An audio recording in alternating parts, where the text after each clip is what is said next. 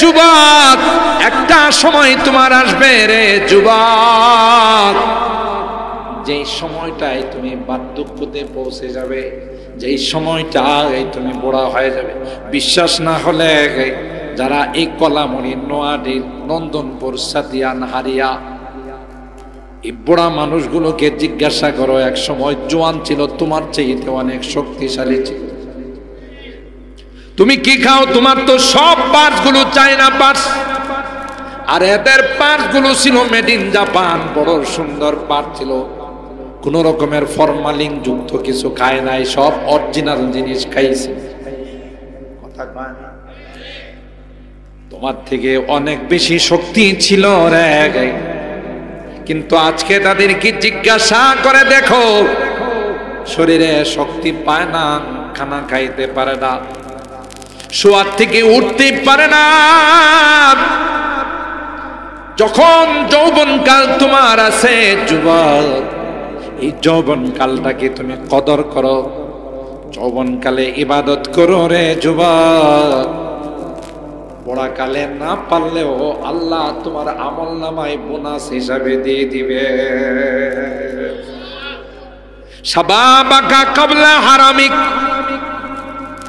সিহাতাকা ক্বাবলা সুকমিক। এবং এখন তুমি সুস্থ আছো যুবক, তোমার কোনো ডায়াবেটিস নাই, তোমার কোনো প্রেসার নাই, এ যুবক তোমার হার্ট গুলো বড় ভালো আছে, তোমার কোন রকমের কোনো প্রবলেম নাই, তুমি সুস্থ আছো, এটাকে গনিমত মনে করো। অসুস্থ হয়ে গেলে যুবক, তুমি ঠিকমতো নামাজ পড়তে পারবা না, ঠিকমতো তুমি রোজা রাখতে পারবা না, ঠিকমতো তুমি ইবাদত বন্দেগী করতে পারবা না। তুমি অসুস্থ হয়ে গেলে যুবক, ইচ্ছা করলেও অনেক কিছু করতে পারবা না। তাই যুবক, তোমার এই সিহাতকে, তোমার সুস্থতাকে তুমি গনিমত মনে করো অসুস্থ হওয়ার আগে। ঠিক বাবা আদম আলাইহিস সালাম জান্নাতে ছিলেন, মা হাওয়া আলাইহাস সালাম জান্নাতে ছিলেন। তাহলে আমাদের দুই কুল কোন দিকে বলেন? একটু কথা বলেন। জান্নাতের দিকে। তাহলে আমরা তো জান্নাতি মানুষ, কিন্তু বাবা আর মা ছিলেন জান্নাতে ভাড়াটিয়া, অস্থায়ী বসবাসকারী। এই জন্য আল্লাহ দুনিয়াতে পাঠাইছেন স্থায়ী ভাবে জান্নাতের মালিক হওয়ার জন্য। সুবহানাল্লাহ বলে, স্থায়ী ভাবে জান্নাতের মালিক বনার জন্য। কিন্তু এই মালিক বনাটা দুনিয়াতে হওয়া লাগে। জান্নাতের মালিক বনার জন্য দুনিয়াতে কিছু ইন্টারভিউ দিতে হয়, পরীক্ষা দিতে হয়। এই কয়েকদিনের পরীক্ষার জন্য আল্লাহ আমাদেরকে দুনিয়াতে পাঠাইছেন। সুবহানাল্লাহ। ইলামু আন্নামাল হায়াতুদ দুনিয়া লাইবু ওয়া লাহু। আল্লাহ বলেন, ভালো করে মনে রাখো, দুনিয়ার জিন্দেগিটা হলো একটা খেল তামাশা। ওয়াজিনাতুন, দুনিয়ার জিন্দেগিটা হলো সাজ সজ্জা, দুনিয়ার জিন্দেগিটা হলো আরাম আয়েশের জন্য একটু তামাশা। ওয়া তাফাখুরুম বাইনাকুম, একজন আরেকজনের মধ্যে আপোষে অহংকার করার জন্য দুনিয়াতে আসে। তোমার চাইতে আমার টাকা বেশি, তোমার চাইতে আমার জমিন বেশি, তোমার চাইতে আমার প্রভাব বেশি, তোমার থেকে আমার গোষ্ঠীটা বড়। কথা কয় না? বেটা তুই কাটা রে, তুই কোন গোষ্ঠীর, তোরে চিনি না রে। কথা কয় মানে আমার গোষ্ঠীটা এই রকমের গোষ্ঠী। কথা কয় না? কয় না মানুষ।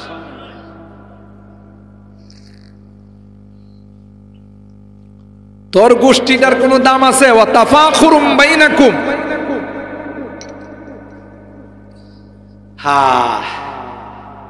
যে জিনিস লাস্টিং করে না, এই জিনিস নিয়ে মানুষ অহংকার করে। এটা তো অস্থায়ী, দুনিয়ার অস্থায়ী জিনিস। কিসের তুমি এটা নিয়ে অহংকার? ওয়া তাকাসুরুন ফিল আমওয়ালি ওয়াল আওলাদ।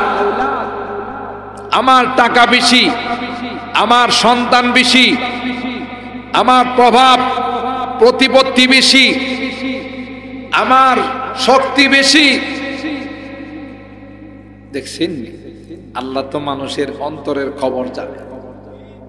এই জন্য কোরআনে এটাই কইতেছে যে তোমরা এগুলোই তো করো দুনিয়ার মধ্যে। কামাসালি গাইফিন আজাবাল কুফার নাবাতুহু সুম্মা ইয়াহিজু ফাতারাহু মুসফাররা।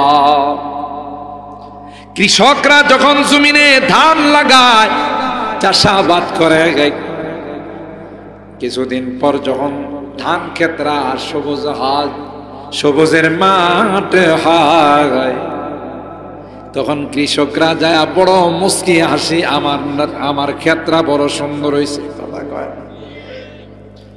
জমিনের দিকে তাকাইলে মনটা চুরাই যায়, আমার জমিনটা কত সুন্দর, আমার জমিনের ফসল কত সুন্দর, জমিনের গাছগুলো কত সুন্দর। কথা বলেন ঠিক কিনা? সুম্মা ইয়াহিজু ফাতারাহু মুসফাররা সুম্মা ইয়াকুনু হুতামা। হঠাৎ করে যখন ঝড় তুফান হয়, শিলা বৃষ্টি হয়, লৌহ হাওয়া বয়, আগুন হাওয়া বয়ে যায়, হঠাৎ করে একদিন গিয়ে দেখে জমিনের সব গাছপালাগুলো জ্বলে গেছে।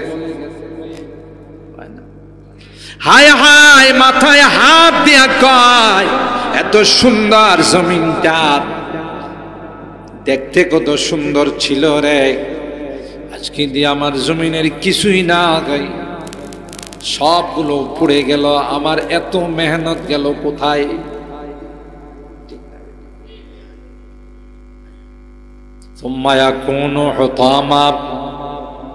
আল্লাহ ডাক দেয়া কয়, যারা দুনিয়ার তামাশায় পড়ে গে, আল্লাহকে ভুলে গেছে, নামাজ ভুলে গেছে, হালাল ভুলে গেছে, হারাম ভুলে গেছে, 31 নাইট আসছে শুধু লাফালাফি করছে।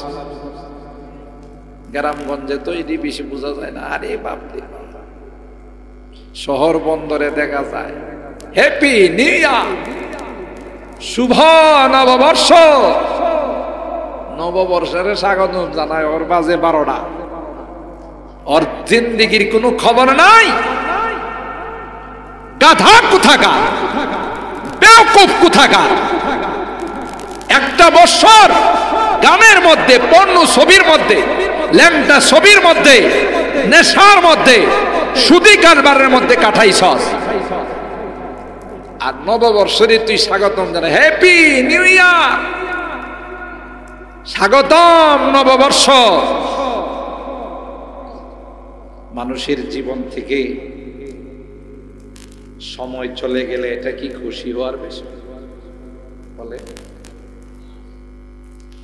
আরে তুমি যদি আকলমান হতে, তুমি যদি বিবেকবান হতে, তোমার যদি বিচক্ষণতা থাকতো, কামরা বন্ধ করে তুমি আল্লাহর কাছে কাঁদতে, আল্লাহ আমার জীবনের একটি মূল্যবান বছর চলে গেল, 2023 সন আমার জীবন থেকে বিদায় নিয়ে গেছে।